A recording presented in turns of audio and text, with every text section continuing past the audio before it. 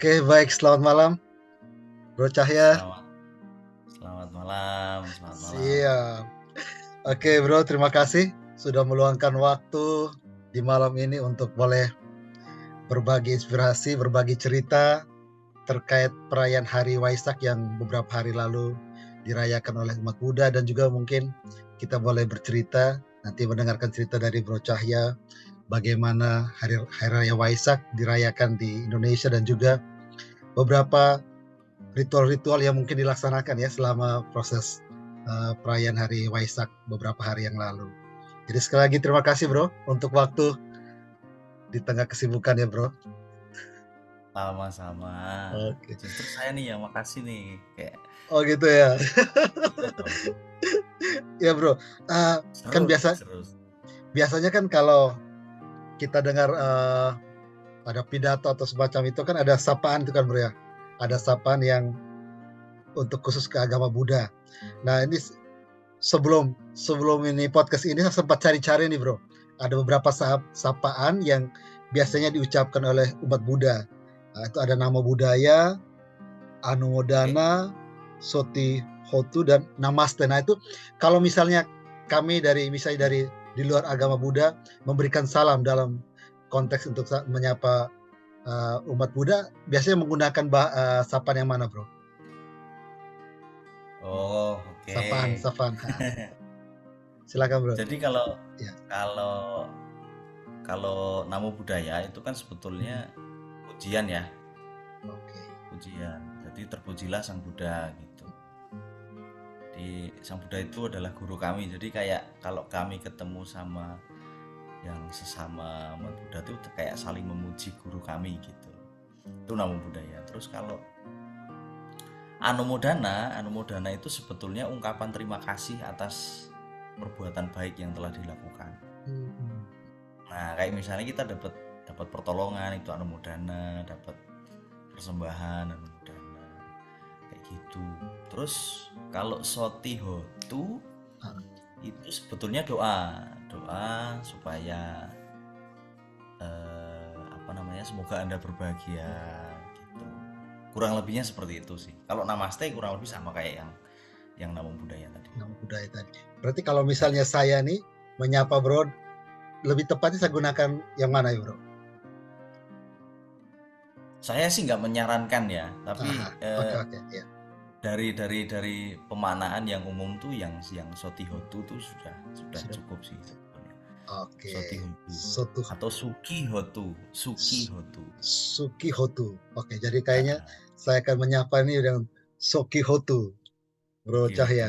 Semoga Oke, berbahagia. semoga berbahagia selalu. Oke, jadi memang makanya kenapa saya tanya ini karena kadang-kadang kadang-kadang apa ya, mungkin karena kurang pemahaman sehingga salah dalam menggunakan ya sebenarnya, karena tidak tahu artinya, lalu kami atau teman-teman yang dari luar agama Buddha kemudian seringkali salah mungkin ya, atau keliru dalam menggunakan sapaan yang khas agama Buddha ya. Mungkin Tapi seperti itu itu. nggak menjadi soal, Bang Oh, Hendrik. oh nggak banyak Sebetulnya nggak soal ya? menjadi soal. Nggak Oke. menjadi soal karena Mhm. kalau di Buddhisme itu kan bukan sesuatu yang kultus ya. Jadi Oke. it's okay gitu aja, udah. Oke, sip sip. Oke ya, jadi tidak Gitu. masalah sebenarnya ya. Nggak masalah. Ah, Jadi kalau yang umum kan orang yang nama budaya gitu ya. ya, Nah, ya. itu udah sangat diterima sekali gitu. Siap siap.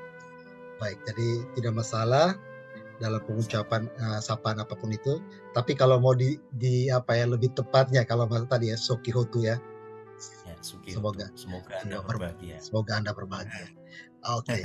Baik Bro, sip, terima kasih untuk penjelasan ini sangat menarik sekali, sehingga memang bagi kami itu menjadi sebuah, apa ya, tambahan wawasan lah, terkait bagaimana menyapa saudara-saudara dalam kita di agama Buddha. Iya Bro, jadi 3 hari yang lalu, Bro dan semua umat Buddha di seluruh dunia merayakan Hari Raya Waisak. Jadi sekali lagi selamat merayakan Hari Raya Waisak Bro. Semoga membawa kebahagiaan dan kedamaian bagi Bro, semua umat Buddha dan kita semua makhluk ikut berbahagia Bro. Aduh, Oke, sadar. iya Terima kasih. iya. Berbicara tentang Hari Raya Waisak Bro, boleh bercerita kira-kira esensi atau mungkin inti dari, perayaan Hari Raya Waisak itu seperti apa, Bro? Oke, Mmm, sejauh yang saya tahu ya, iya Waisak itu sebetulnya lebih lengkapnya itu adalah Trisuci Waisak. Jadi kenapa Trisuci? Karena itu peringatan terhadap 3 peristiwa yang cukup apa ya istilahnya, cukup bermakna begitu ya bagi kami umat Buddha, karena 3 peristiwa itu adalah peristiwa kelahiran Sang Buddha, kemudian peristiwa beliau mencapai penerangan sempurna, kalau kalau dalam bahasa umum mendapatkan wahyu. Nah, gitu. Terus yang ketiga nih pas meninggalnya. Nah, iya, uniknya dalam 3 peristiwa ini itu terjadi di hari yang sama. Jadi lahirnya, kemudian mencapai kebudaannya, kemudian meninggalnya itu di hari yang sama, dan ini diperingati sebagai Waisak seperti itu. oke. Jadi Jadi peristiwa kelahiran, berarti kelahiran, lalu kemudian mendapatkan pencerahan, pencerahan, lalu kemudian peristiwa wafatnya Sang Buddha ya. Jadi itu betul. 3 momen itu yang dirayakan oleh umat Buddha dalam Trihari Suci ya? Trisuci Waisak. Trisuci Waisak. Heeh. Oke, Tapi baik, kalau mau disebut Waisak saja itu udah cukup, udah cukup, Bro, ya. Oke, udah intinya cukup bahwa memang ya. di perayaan Hari Waisak itu ada 3 momen penting yang Ah, diperingati ya. betul, Oke, betul, betul. siap, Bro. Iya, Bro, menarik sekali ketika saya coba baca-baca yang rangkaian kegiatan itu ya, Bro, rangkaian Hmm. kegiatan perayaan Hari Raya Waisak di Candi Borobudur itu ada beberapa ritual-ritual yang saya anggap, itu menarik dan kemudian tentu saja, eee, mengandung makna yang pasti sangat luar biasa dan mendalam, terutama secara khusus bagi umat Buddha sendiri. Nah, yang saya sempat baca itu ada api dharma ya, Bro, ada Dharma. api dharma dan kemudian ada satu lagi yang terkait dengan air itu, Bro. Mhm. Heeh, itu boleh diceritakan, Bro, makna dari, ritual itu, Bro? Oke. Ini menarik nih. Ya, Kalau kalau pendapat saya pribadi ya, iya iya, menarik. Kenapa menarik? Karena mungkin itu hanya terjadi di Indonesia. Mungkin saja hanya terjadi di Indonesia, karena ritual pengambilan api, kemudian ritual pengambilan air itu belum pernah, sejauh saya memeluk agama Buddha, belum pernah saya jumpai di oke oke. ritual-ritual Waisak yang lain gitu ya. Mhm, Entah nanti kalau misalnya ada literasi yang mungkin saya nggak tahu, di belahan dunia lain ada seperti itu. Nah, sebetulnya unsur api dan unsur air itu adalah salah dua simbol, maaf. oke. Salah dua simbol yang ada di altar kalau kita sedang melakukan puja bakti di altar Sang Buddha gitu ya. Ya, Simbol api kan penerangan nih, sebetulnya diwakili dengan lilin. Kalau lilin, di oke altar yang kecil itu lilin. oke. Kemudian kalau air itu biasanya di dalam sebuah mangkuk atau gelas kaca seperti itu. Nah, ini melambangkan kalau api api ini kan maaf, sifatnya menerangi ya. Jadi hadirnya ajaran ini itu sebagai simbol penerangan, disimbolkan dengan api seperti itu. Kemudian kalau air itu kan sifatnya tenang, kemudian jernih, kemudian dari tempat tinggi ke tempat yang rendah seperti itu, menyimbolkan kalau itu kayak apa ya, purification, apa ya, pemurnian, Pemurnian ya, purify, menjernihkan, mencernihkan, memurnikan ya. rendah rendah rendah hati Oke, seperti itu. Jadi kalau di Buddhis itu banyak simbol. Salah duanya adalah simbol air dan simbol api tadi. Kemudian di altar itu juga ya, sebetulnya ada bunga, ada dupa, itu pun juga sama, menyimbolkan sesuatu. Jadi air dan api tadi itu merupakan eh, 2 dari 5 unsur yang ada di altar Buddha kayak gitu. oke. Oh iya, sorry.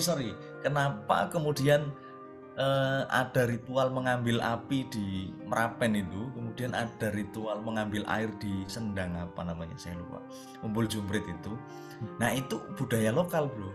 Oke, menarik. Nah itu budaya lokal. Jadi eh, Buddhisme itu berkembang karena teralkulturasi dengan budaya lokal gitu. Jadi kalau leluhur kita dulu itu kan masih sangat animisme dan dinamisme ya. Betul. Jadi masih sangat menghormati alam, kemudian masih apa namanya, penjuru ritualnya itu Ya. kan masih di alam, kayak gunung-gunung, batu-batu kayak gitu. Batu-batu pohon-pohon Nah, besar ya. mungkin ini yang diakulturasi oleh pendahulu-pendahulu kita yang akhirnya masuk ke dalam agama kita masing-masing itu dengan persimbolan-persimbolan seperti itu gitu. Kalau kemudian akhirnya muncul ritual di saat pengambilan, kemudian muncul doa-doa, itu merupakan efek dari akulturasi dari budaya tersebut gitu. Jadi di dalam kitabnya pun tidak ada disebutkan harus ngambil api, harus ngambil air, itu enggak ada gitu. Jadi sepertinya yang saya pahami itu adalah budaya lokal gitu. Ya, tapi kalau menarik sekali bro, memang kalau bicara ya bro, mungkin menurut sejarah ya, agama-agama besar yang sekarang ada di Indonesia ini sebenarnya kan kalau boleh dikata, ini kan agama-agama pendatang ya, datang dari luar yang kemudian masuk ke Indonesia kan, yang mana Indonesia dulu kan mungkin agama-agama lokal ya, punya agama-agama lokal tersendiri yang kemudian ya mau tidak mau untuk bisa berterima dan oleh masyarakat asli Indonesia ya mau tidak mau ada beberapa hal penting yang mungkin ya tadi diakulturasi, atau kalau di Katolik itu ada istilah inkulturasi dan sebagainya, sehingga memang agama yang datang dari jauh itu menjadi dekat dengan ya menjadi akrab lah ya dengan orang-orang yang ada di Indonesia zaman itu. Menarik sekali bro. Ya. Dan kemudian itu bro, selain ritual tadi api dan juga terkait dengan air tadi, itu momen meditasi ini yang saya rasa menarik juga bro. Ketika menjelang merayakan pada puncaknya itu kan ada momen meditasi bro. Nah, itu momen meditasi itu sebenarnya maksudnya apa itu bro? Oke. Nah, silakan. Wah, panjang nih. Enggak nih. Siap. Enggak. Tidak apa-apa, ya menarik kan bro, menceritakan tentang meditasi lalu ada sikap anjalinya itu bro. Sebetulnya kita ngobrol aja ya Bang Hendrik Ya ngobrol aja bro. Ngobrol aja nih, maksudnya kalau secara akademis pun saya kan nggak punya background akademis tentang hal ini gitu loh. Nah, kita ngobrol artinya aja bro. Literasi saya juga terbatas gitu. Nah, kalau pengalaman pribadi, kebetulan dulu juga mendiang bapak saya itu salah satu ini ya, sesepuh di kampung ya. Beliau suka memimpin upacara, memimpin ritual kayak gitu-gitu. Jadi ada sedikit banyak pengetahuan yang saya dapat dari situ. Nah, salah satu pengetahuan itu akhirnya teramplifikasi ketika ketemu sama guru-guru spiritual yang lain gitu loh, contohnya para biksu. Nah, saya tuh pernah mendengarkan ceramah seorang biku, kalau kami menyebutnya biku atau biksu ya. Biksu, okay. Itu beliau menyatakan bahwa pada saat purnama dulu ya, sebelum kita mengenal lampu, sebelum kita mengenal listrik, itu kan gelap gulita tuh Bang. Nah, gelap gulita, kemudian ada satu ketika momen di mana purnama itu sedang bulat-bulatnya. Purnama sedang terang-terangnya, bulat-bulatnya pada saat malam hari itu. Dan kebetulan ketiga peristiwa tadi itu adalah terjadi pada saat purnama sedang terang-terangnya di bulan Waisakha. Kalau orang India kuno sana menyebutnya adalah bulan Waisakha di bahasa Pali ya.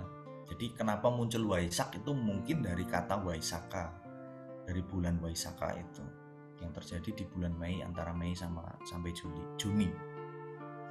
Nah, kalau dari cerita yang saya dapat itu, bayangkan ketika kita sedang mengalami peringatan akan suatu sosok yang penting bagi hidup kita, kemudian terjadi konstelasi alam yang begitu indahnya.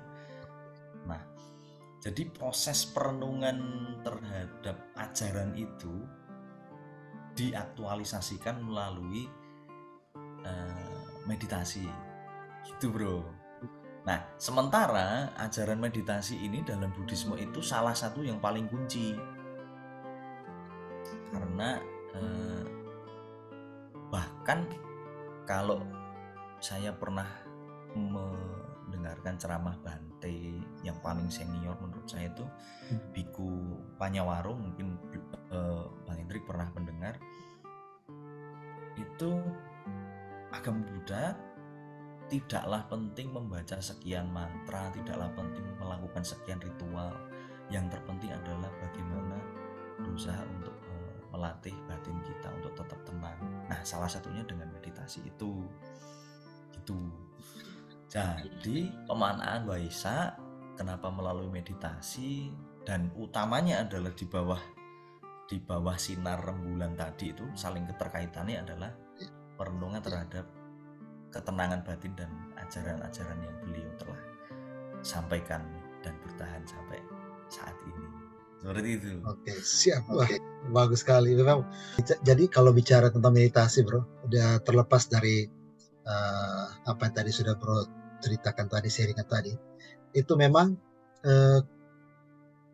menarik sekali. Saya pernah juga coba untuk bermeditasi, dan memang ketika kita coba untuk fokus, hening, lepas dari macam mencoba untuk tenang, itu memang kedamaian itu bisa kita rasakan ya, bisa kita dapatkan. Itu yang maksudnya menarik sekali. Dan memang kalau di Katolik itu kemudian salah satu poin bro, salah satu hal yang kemudian kami belajar dari agama Buddha adalah bagaimana menerapkan praktek meditasi itu untuk kemudian memperkaya diri kita dengan, misalnya kami biasanya bro, kami itu membaca 1-2 ayat kitab suci di dalam Alkitab, lalu kemudian itu yang kemudian kami renungkan, refleksikan dalam posisi meditasi. Nah, itu yang seringkali makanya ada sebutan meditasi Kristiani bro. Dan konsep praktek meditasi ini kami belajar, kami ambil dari agama Buddha. Jadi semacam prakteknya praktek meditasinya. Tapi inti yang direnungkan ya kita coba ambil dari ayat-ayat yang ada di dalam kitab suci. Itu sedikit tanggapan bro. Jadi menarik sekali bro. Keren ini. Iya memang. Bro, jadi makanya kami ada di Katolik itu memang belum semua ya, tapi memang ada kelompok-kelompok doa tertentu yang memang menerapkan yang namanya meditasi Kristiani. Dan boleh jujur memang gagasan atau praktik meditasi ini kan sangat kental dengan apa di Buddhisme ya. Di Buddhisme kan itu sangat kental. Atau bahkan kalau kita bicara mungkin kalau daerah mungkin Jepang kali ya bro ya, Jepang atau mungkin daerah-daerah Asia Timur itu mungkin kental sekali dengan meditasi.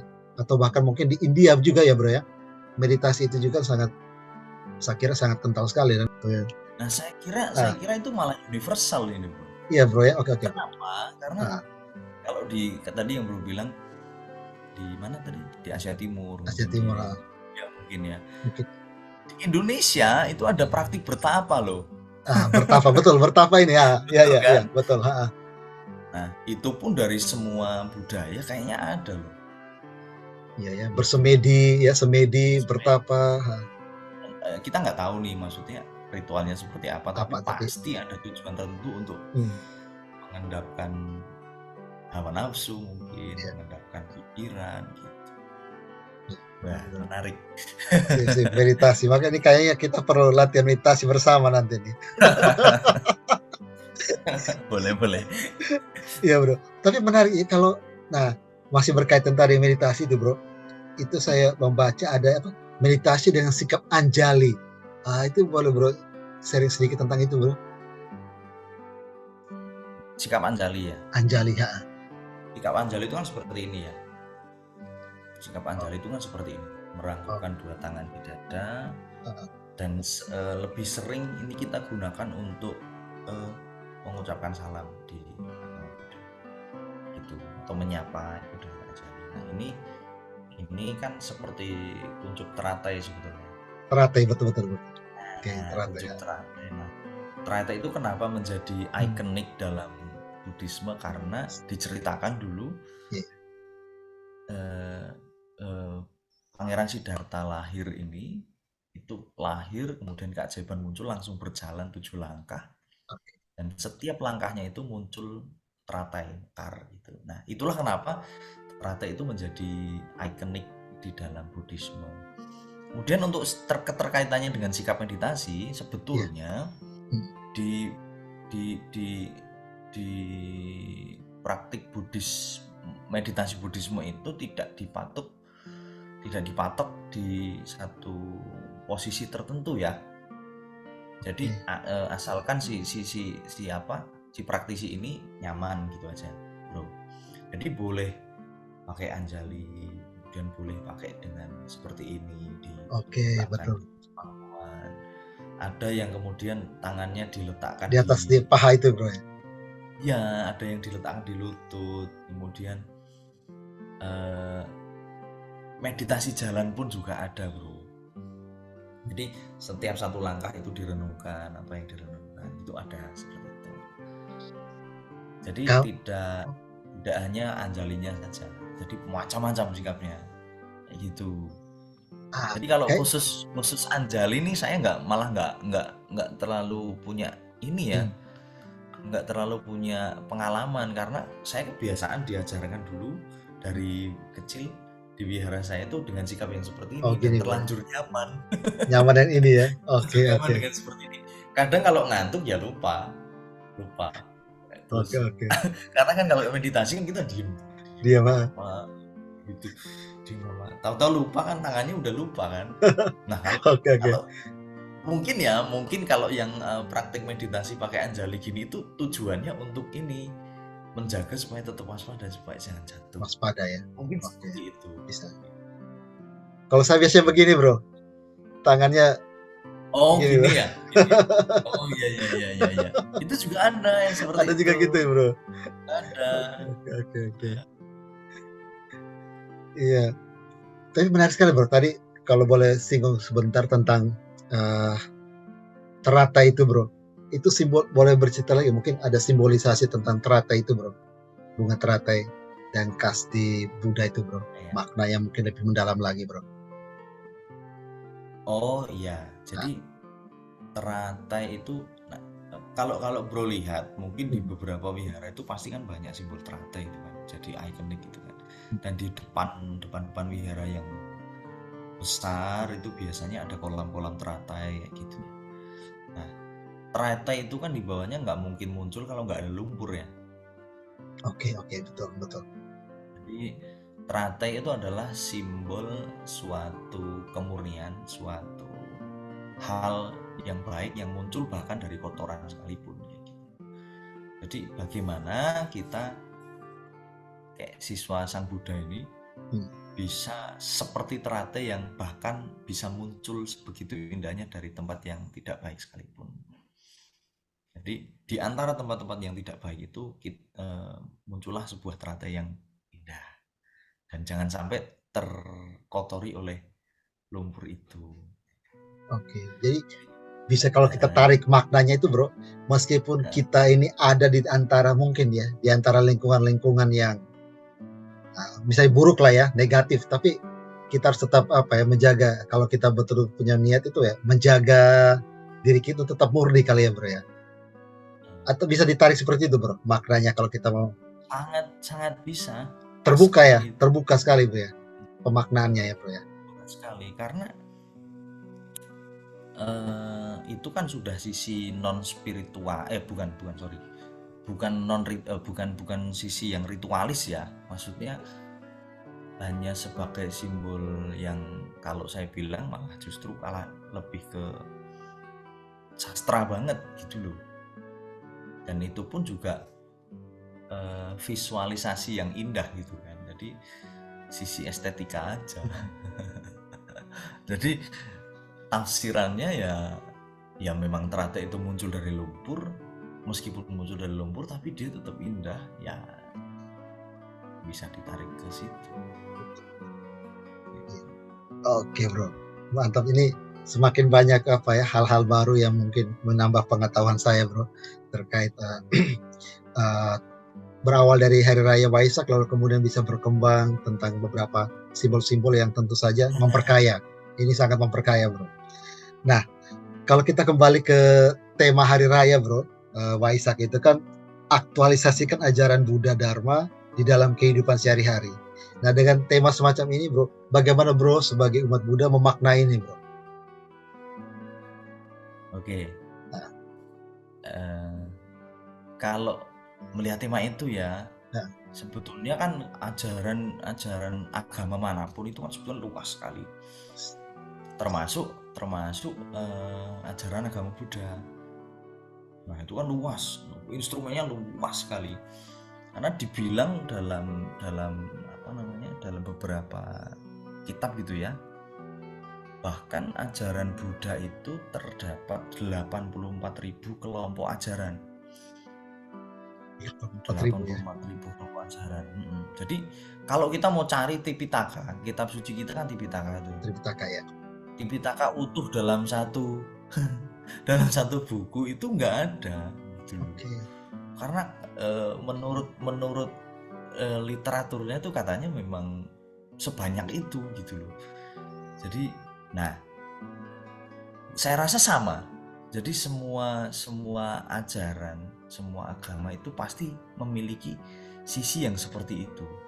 Jadi tidak hanya seluas atau sesempit itu. Nah, tapi dalam ajaran agama Buddha itu ada 4 kalimat yang merupakan ringkasan gitu ya bro ya. Kalimatnya itu berbunyi seperti ini: janganlah berbuat jahat, berbuatlah kebaikan, sucikan hati dan pikiran. Itulah inti ajaran semua Buddha. Nah, jadi kalau melihat hal itu, refleksi Waisak adalah mengingatkan kita kembali untuk ajaran beliau bahwa kita tuh jangan berbuat yang buruk, menyakiti atau membuat menderita makhluk lain ya, bahkan tidak hanya manusia lain. Kemudian berbuatlah kebaikan pada siapapun itu, termasuk ikut mendoakan kebahagiaan sosok lain, manusia lain, umat lain. Sucikan hati dan pikiran. Nah, ini semua merupakan inti ajaran dari semua Buddha kayak gitu. Karena Buddha ini bukan satu sosok. Jadi Buddha ini adalah suatu gelar bagi mereka yang telah mencapai capaian spiritualitas tertentu. Dan contoh ya, pencerahan kalau di dalam bahasa umumnya pencerahan, pewahyuan, enlightenment ya. Iya. Jadi dalam Buddhisme Buddha itu tidak hanya sang Buddha atau yang kita kenal dengan Siddhartha Gautama itu tidak, tapi banyak. Gitu. Jadi kalau merefleksikan ajaran ke dalam kehidupan sehari-hari, ya 3 itu tadi. Jangan berbuat jahat, berbuatlah kebaikan, sucikan hati dan pikiran. Oke, jadi sebenarnya 3 poin penting itu yang perlu dihidupi ya bro ya, dan dijalankan dan diaktualisasi. Paling pokok. Kalau mau semua diringkas itu jadinya seperti itu. Oke. Baik, jadi langsung pada prakteknya ya, praktisnya ya. Bahwa kalau kita mempraktekkan itu praktisnya ya. Oh iya, sorry. Ada pengalaman menarik nih. Kemarin di salah satu rangkaian ritual Waisak yang diadakan oleh pemerintah bekerja sama dengan beberapa lembaga dan majelis kemarin itu di Borobudur, salah satu rangkaiannya itu adalah dengan melepas liarkan satwa-satwa ke alam bebas. Nah, terus itu merupakan salah satu praktek ini kalau kita menyebutnya abaya dana ya. Abaya dana itu adalah sorry nanti kalau istilahnya saya salah karena secara bahasa paling nggak terlalu ini. Jadi bahaya itu kan membahayakan. Kalau abaya itu A itu biasanya diartikan sebagai tidak. Jadi berdana untuk keselamatan makhluk lain itu. Nah, itu merupakan salah satu praktik dari 3 tadi loh. Kan Ya, tadi ya, tidak berbuat buruk, tidak kemudian perlu. berbuatlah kebaikan, sucikan hati dan pikiran. Nah, yang tengah ini adalah berbuat baik nih, salah satunya dengan melepas liarkan satwa ke alam bebas kayak gitu. Biasanya yang dilepas liarkan ini adalah satwa-satwa yang mungkin nanti akan mengalami mara bahaya, misalnya akan disembelih untuk dibunuh, kemudian akan dijadikan pakan untuk hewan lain mungkin. Biasanya yang dilepas liarkan Dilepaskan adalah ya. yang segolongan seperti itu. Sucikan hati dan pikirannya ini ada di meditasi tadi. Oke. Jadi praktik meditasi ada 2 macam kemarin yang dilakukan, itu meditasi secara duduk yang siang hari menjelang detik-detik, kemudian praktik secara jalan yang pradaksina itu. Nah, esensinya sebetulnya adalah sucikan hati dan pikiran ini. Otomatis kalau 2 ini sudah dilaksanakan dalam kehidupan sehari-hari, pasti kita nggak akan berbuat buruk. Jadi Gitu tiga ceritanya. poin ini tuh berkaitan satu sama lain ya bro ya, saling melengkapi ya. Oke, menarik Fondasinya ada sekali. di sucikan hati tadi. Sucikan hati ini ya. Oke. Nah, Wah, ini cerita dari bro ini memang bagi saya pribadi setelah mendengar ini memang menghantar saya untuk kemudian apa ya, melihat bahwa apapun bentuk ajarannya, lalu kemudian pada intinya memang kita dituntut untuk kemudian apa ya, mengaktualisasikan itu ya, bahwa semua ajaran agama itu baik, tinggal bagaimana kita melaksanakan itu ya. Apa gunanya banyak ajaran tapi kemudian itu hanya sekedar sebagai berhenti di wawasan pengetahuan, tapi memang harus mau tidak mau memang dilakukan dalam itu ya, tindakan nyata. Kemarin kalau kalau melihat media pemberitaan itu kan beberapa biksu dari Thailand itu datang, biksu tudong itu ada istilah biksu tudong. Nah itu bro, penyebutan biksu tudong itu punya artinya nggak bro? Ataukah bagaimana bro? oke, jujur ya Ah, Bang Hendrik ya. iya ya. Saya tuh baru sekali ini melihat praktik yang seperti itu. Oke. Jadi praktik yang seperti itu baru pertama kali. Kalau di tradisi yang aslinya itu kan memang para biksu ini tinggalnya di jauh dari pemukiman warga ya. Oke. Jadi kalau misalnya mereka melakukan perjalanan spiritual itu memang salah satunya dengan perjalanan jauh seperti itu.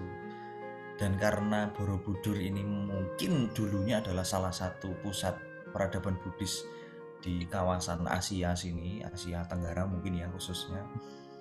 Mungkin cara penghormatannya adalah seperti itu. Dan kembali lagi bahwa itu latihan pengendalian diri mungkin ya bagi para biksu yang menjalankan seperti itu. Itu kalau tidak salah ada istilahnya, bahasa Pali dan Sanskertanya itu adalah Dutangga. Nanti bro bisa Oh, baik. cari referensinya. Salah satunya adalah dengan itu, praktik Dutangga itu dengan berjalan jauh untuk menuju satu tempat spiritual. Mudah-mudahan saya nggak salah. Oke. Siap siap Nanti siap. bisa di cross check lagi. Oke oke. Tapi ketika bro melihat pengalaman semacam itu, apa yang bro belajar ya? Artinya, oh para biksu atau para biku ini melakukan sebuah perjalanan jauh. Lalu sebagai umat Buddha yang melihat itu, kira-kira apa nilai yang diambil dari atau hikmahnya tuh bro? Yang pertama, kami kan sempat menyambut ya, yang Oke. di Dijen kan sempat menyambut ya, tanggal berapa saya lupa itu. Yang jelas bro, setiap kali, ini yang pengalaman saya pribadi, setiap kali saya menyaksikan seorang biksu yang memang sudah terlatih spiritualitasnya dengan baik, kemudian batinnya sudah tenang dengan baik. Kalau di kami kan biku itu kan disebutnya sebagai penjaga ajaran ya. Jadi secara tidak langsung kayak melihat guru-guru kami itu sedang melakukan praktik yang bagi kami umat awam tuh sebetulnya itu sangat jauh dari kata mungkin. Dengan berjalan sejauh itu, kemudian tanpa perlengkapan yang memadai mungkin ya, dan kemudian makan juga. Kalau biku itu kan tidak boleh ini ya, cara makannya itu kan memang murni, kalau tidak diberi kan tidak akan makan. Makanya akhirnya muncul konsep dana makanan, memberikan sumbangan makanan pada biku itu. Jadi kayak melihat itu terenyuh bro, terenyuh karena mereka ini guru-guru kami yang bahkan sudah banyak yang usianya di atas ini usia produktif lagi gitu ya, terlihat dari raut mukanya yang sudah wajahnya yang sudah maaf ya, udah berusia berumur Manusia, ya. terenyuh gitu. Kemudian di sisi yang kedua, ternyata Indonesia, halo bro, bisa Halo, ya suara saya siap. kedengar ya? Dengar bro. Oh ya sorry, tadi sempat macet soalnya. Oke. Jadi Indonesia yang selama ini beberapa tahun ini seolah-olah itu isinya adalah intoleran. Ternyata setelah saya lihat beberapa video kemarin, sambutan masyarakat itu luar biasa loh bro. Ada Betul. yang dari pesantren, ada yang dari gereja, ada yang dari macam-macam sekali. Dan di situ membuktikan kalau ini tuh bukti kalau memang Indonesia itu ya Bhinneka Tunggal Ika gitu loh. Nah ternyata terbukti lewat apa namanya, salah satu perjalanan itu tadi, para biku tudong itu tadi. Itu luar biasa bagi saya pribadi. Wah ini indah nih Indonesia kalau kayak gini gitu loh. Termasuk kita nih sekarang lagi ngobrol begini ya kan. Sekali bertukar pendapat kayak Sip. gini. Seru dan indah gitu. Nah, kalau untuk refleksi ke saya sendiri sih lebih kepada ternyata kita sekaya itu kok gitu loh. Sekaya itu dalam arti ajaran kebaikan, ajaran spiritualitas itu bisa datang dari hal-hal yang kecil bahkan nggak kita duga sama sekali. Contohnya nih, kemarin ada video dari itu yang biku melaksanakan tudong itu, ada ini bro, anak-anak dari madrasah itu ngasih minum gitu. Ada yang berjubah baris pakai bendera. Itu tuh merasa bahkan loh kok ada ini ya, ada spirit baru untuk saya beragamanya tetap yang apa namanya sabar, kemudian tetap akhirnya melanjutkan praktik beragamanya, kemudian agama yang selama ini katanya itu saling bertentangan ternyata bisa seindah itu gitu loh. Jadi refleksinya ke diri saya sendiri itu lebih kayak apa ya, nggak bisa dikatain ya. Benar bro, saya kayak mungkin lebih ini ya. betul bro. Saya juga ketika melihat beberapa video ya, bilang wah ini indah banget ya, ketika para biku datang disambut dengan luar biasa sekali. Itu kalau tidak salah saya lihat ada video misalnya Romo Katolik, para pastor Katolik itu menyambut di paroki Kendal, kalau tidak salah ya, di paroki Kendal, daerah Kendal ya, Kendal. Lalu ada umat Islam membawakan tarian apa itu ya, penyambutan ya, ada tarian ketika mereka duduk bersama, ada dari NU kalau tidak salah saya sempat baca itu, membawa tarian-tarian yang khas Islami. Jadi penyambutan yang dilakukan oleh berbagai umat beragama, Katolik, Hindu, kemudian Kristen, Islam, ini kan sebuah gambaran bahwa kita tuh bisa hidup bersama loh. Jadi bahwa meski kita berbeda, tapi perbedaan itu tidak kemudian membuat kita harus gontok-gontokan atau mungkin saling apa ya, berkelahi dan sebagainya, tidak perlu lagi. Karena memang tadi seperti kata Bro cerita tadi ya, anak-anak saja dari teman-teman anak-anak muslim itu, melambaikan bendera, menyambut, itu kan sebenarnya sebuah apa ya, saya kira ini tuh mengajak semua orang bahwa meski kita berbeda, kita bisa hidup bersama. Itu sedikit tanggapan dari saya, Bro. Memang luar biasa sekali. Memang momen momen hari Waisak, lalu momen para biksu yang melakukan perjalanan dari Thailand ke Indonesia, itu momen yang sebenarnya bagus sekali dan apa ya, bisa kemudian bisa saya lihat sebagai salah satu sarana ya, mempererat kembali ya tali persaudaraan di antara kita. Sorry, Bro. Binekanya tuh Oh ya, muncul lagi gitu. Iya ya, sorry kenapa? tadi suara sempat, terputus ya. Tapi sekarang Oh sudah iya jelas Kak. kok. Oke oke. Jadi api bineka tuh kayak kayak Mhm. muncul lagi gitu. Iya kan? Benar benar Apalagi benar. apalagi waktu kalau nggak salah kemarin saya lupa apa ya. Hari Raya Idul Fitri atau apa itu yang hampir bersamaan sama Hari Raya umat Kristen itu ya Bro ya? Paskah Paskah. Paskah ya? Berdekatan ya, betul ya? Berdekatan, betul betul, Nah itu berdekatan. tuh keren juga gitu loh. Saya lihatnya tuh, weh kolaborasi nih keren kayak gitu. Mhm. Kayak Dan semacam gini. ya silakan, Bro. Jadi umat umat Islam kemarin merayakan hari raya kemudian di Paskah duluan atau Idul Fitri Kalau duluan tidak ya? salah Paskah duluan ya, Paskah duluan lalu kemudian baru Idul Fitri. Nah, Paskah dulu kemudian eh, apa namanya setelah itu umat Muslim merayakan hari rayanya. Itu sesuatu yang jujur saya belum pernah tahu dan ada meme-meme yang banyak sekali berseliweran itu kan. mhm, Ini kolaborasi terindah nih kalau hari raya umat Kristiani sama Idul Fitri bisa bersamaan gitu. Kayak momennya tuh keren gitu loh bro. iya iya, makanya memang sebenarnya tuh kalau kita apa ya, saling mengerti, saling memahami, semuanya akan menjadi baik-baik saja sebenarnya ya, Bro, ya.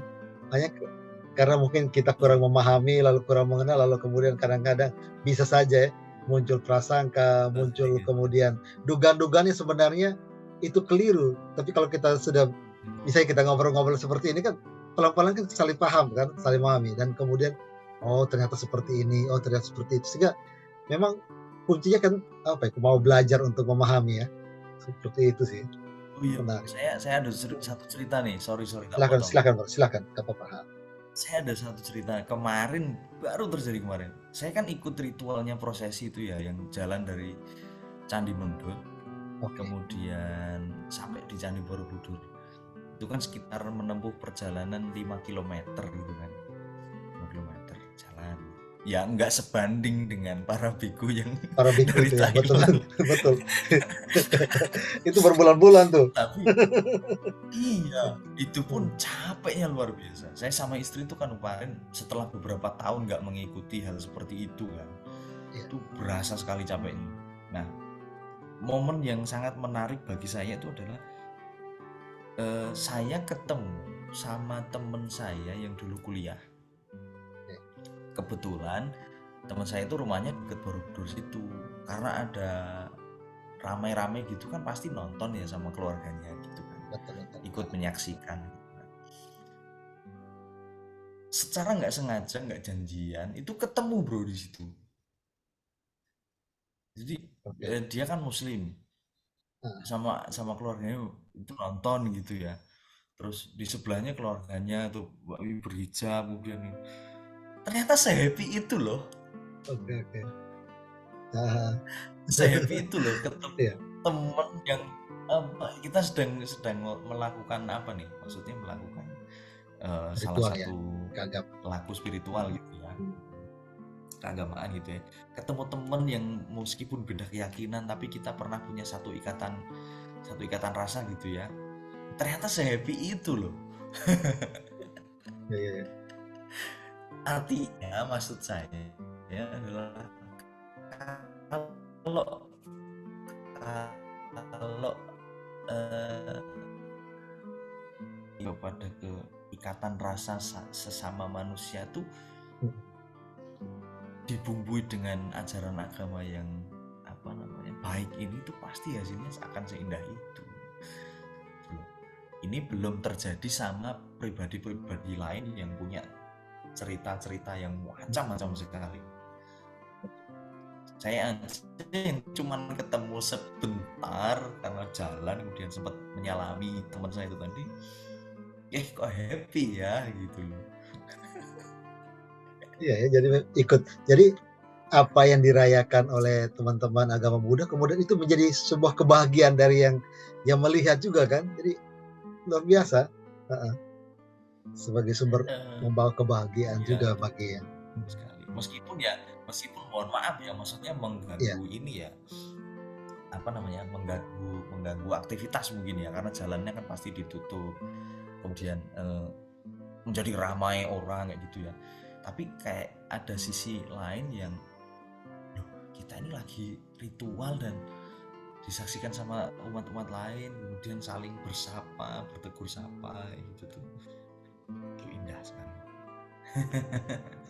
jadi memang kayaknya memang apa ya, gagasan kalau kita kaitkan dengan gagasan moderasi beragama sebenarnya ini salah satu bukti ya, buah kalau kita bicara soal, oh ternyata kalau kita menjadi pribadi yang moderat, sebenarnya apa, kita bisa menerima siapapun itu ya, meskipun dia berbeda keyakinan apapun itu, kita menjadi menganggap dia meski berbeda tapi kita tetap jadi saudara lah ya tadi. Soal Benar. rasa kemanusiaan itu kan kemudian Iya, membuat kita meski beda tapi ya bahagia karena saling bertemu dan berjumpa itu menjadi sumber betul, kebahagiaan. Maka sangat betul. sangat luar biasa. Memang kalau setiap perayaan-perayaan hari raya itu kalau memang kemudian dirayakan lalu itu membawa kebahagiaan bagi sesama juga itu saya kira satu hal yang luar biasa ya Bro ya. Dan ini kalau kayaknya apa yang dialami peristiwa Hari Waisak kemudian kehadiran para biksu yang melakukan perjalanan itu bisa jadi salah satu contoh untuk ya untuk kita bahwa memang meskipun ritual keagamaan itu sedang dilaksanakan oleh sesama umat beragama lain, tetapi kemudian itu juga kalau kita menghormati dan menjaganya pasti akan membawa kedamaian. Wih, mantap. Luar biasa sekali. Kayak berkhotbah saja ini. Aduh. Iya ya. Oke, berarti tadi saya sempat baca berita itu para biksu ini sudah kembali ya, sudah kembali ke Sudah, kabarnya sudah. ya. Sudah. Ini saya kalau membayangkan perjalanan para biksu ini seperti kalau maaf ya bro, ini kayak dulu Iya, nonton ini apa prasakti. perjalanan Kerasakti itu ya, kayak perjalanan ke barat ya kalau nggak salah ya bro ya. Iya.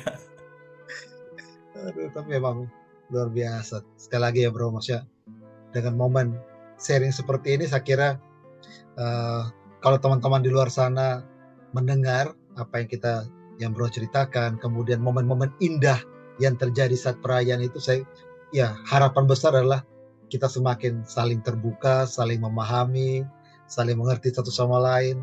Dan saya yakin kalau itu sudah bisa kita lakukan, ya tidak akan ada lagi lah anggapan-anggapan di luar sana toh, yang Indonesia intoleran dan sebagainya. Saya kira itu tidak lagi muncul kan. Tuh. Oke Ternyata bro, yang kita lihat selama ini di sosial media tuh enggak kok, kita baik-baik aja. iya baik-baik aja dan saya kira dengan Kita contoh masih semacam ini, narasi-narasi kebencian, narasi-narasi yang saling menjelekkan itu ya pelan-pelan lah dihilangkan lah. Karena momen-momen ini kan tuh. kontra ya, ini jadi semacam dimunculkan supaya jangan ada lagi lah kita saling membenci, saling menghina atau bahkan saling membunuh lah, itu kan sesuatu hal yang saya kira. Oke, bro, sebagai apa akhir dari momen berbagi cerita podcast kita ini, bro. Kira-kira boleh berbagi ya, bro, satu ajaran atau mungkin satu ajaran dari Sang Buddha yang kemudian itu mengilhami, menginspirasi hidup, bro. ada satu satu Nah, silakan. satu ayat begitu ya. Satu Nah, ayat yang mencoba untuk saya praktikkan tapi itu ternyata susahnya luar biasa. Ayatnya tuh berbunyi seperti ini. Eh, Lebih mudah mengalahkan 1000 musuh daripada mengalahkan diri sendiri. ini mendalam, Bro. Itu itu luar biasa. Itu luar biasa. Kemudian ada satu lagi, hmm, adalah tidak berarti mengucapkan 1000 ayat jika itu tidak dipraktikkan. Akan tetapi akan lebih berarti jika hanya satu kata yang diucapkan tapi itu dipraktikkan. Wah, itu sih, Wih, itu yang selama ini masih gimana caranya ya. Itu benar-benar. itu sih, itu sih. Diucapkan apa ya, kata-kata ini indah ya, maksudnya apa yang diajarkan sama Buddha ini indah sekali. Hanya bagi kita ini untuk mencoba mempraktekkan itu kan tantangan, saya yakin Bro ya. Bro, tantangannya tuh sangat berat Betul, sekali nih. tantangannya berat sekali tuh. Mengalahkan diri sendiri Mengalahkan diri Bro, sendiri itu seberat apalagi. itu. Terus kaitannya sama yang Silakan tadi Bro. tuh, Mbak, Iya Bro.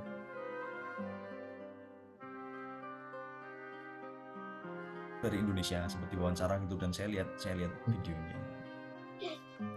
Beliau menyampaikan kalau minggu pertama, minggu kedua itu ternyata setelah melakukan perjalanan dari Thailand itu, minggu pertama dan minggu kedua itu beliau mengatakan kalau kondisi psikologisnya itu sudah mulai kacau katanya.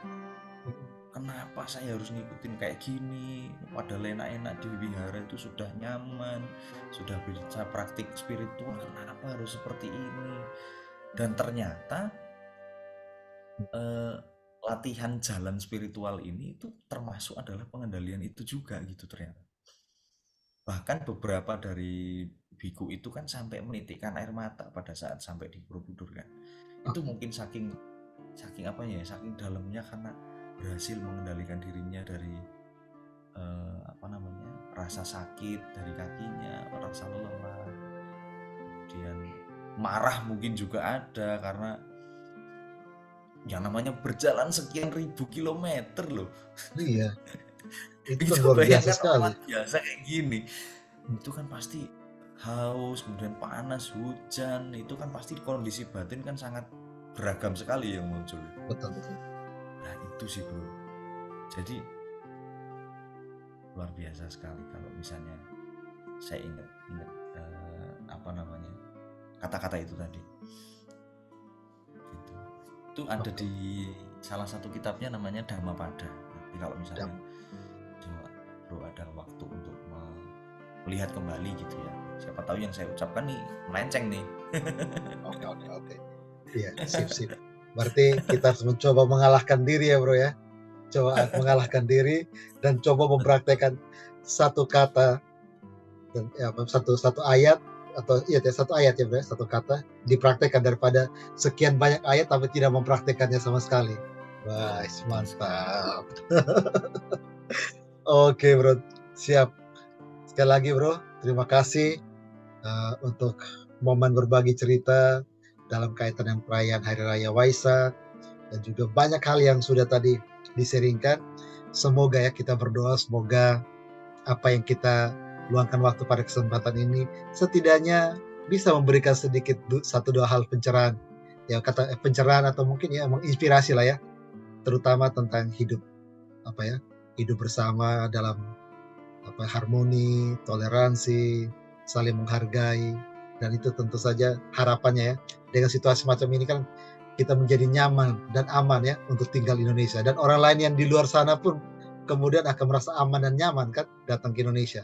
Dan saya yakin bro, ketika para biku memutuskan untuk melakukan perjalanan dari Thailand ke Indonesia, pasti dalam pikiran mereka tahu Indonesia aman dan nyaman, maka mereka berani untuk datang kan. Kalau bayangin saya ya, karena aman dan nyaman itulah maka ada keberanian untuk bisa datang kan. Apalagi beda kalau misalnya situasi tidak aman kan, kasih ada sebuah pergulatan juga itu. Betul betul betul betul. Oke, siap. Sekali lagi Bro, terima kasih untuk kesempatan ini. Semoga Sama-sama. nanti di waktu-waktu yang lain kita bisa berkolaborasi lagi, berbagi cerita, berbagi inspirasi lah. Tentu inspirasi untuk kita saling memahami dan memperkaya apa yang ada yang dimiliki oleh masing-masing, kita bisa saling memperkaya. Demikian Bro, terima kasih banyak atas Sama-sama, kesempatannya Bro. sama-sama. Terima kasih terima kasih. Siap.